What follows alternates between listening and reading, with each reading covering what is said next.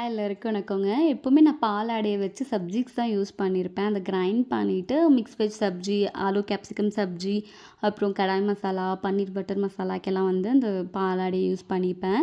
ஆனா இந்த வாட்டி பட்டர் எடுத்ததில நெய் காய்ச்சலான்னு ஒரு ஆசை வந்துச்சு. அதுதான் ட்ரை பண்ணேன். மாமியார் கிட்ட தான் கைடன்ஸ் வந்து கேட்டுக்கிட்டேன். அவங்க கைட் பண்ணாங்க கொஞ்சம்.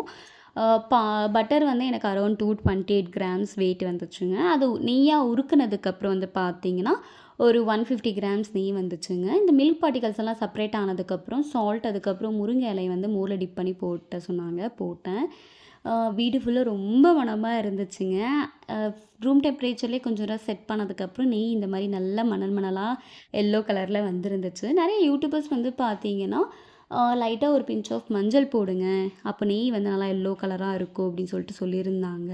ஆனா நான் எதுவுமே மஞ்சள் ஆட் பண்ணலைங்க. நீங்க எப்படி வந்து நெய் காய்ச்சுவீங்கன்ட்டு கமெண்ட் பண்ணுங்க. இதில நான் ஏதாச்சும் மிஸ்டேக் பண்ணியிருந்தேன்னா கரெக்ட் பண்ணுங்க.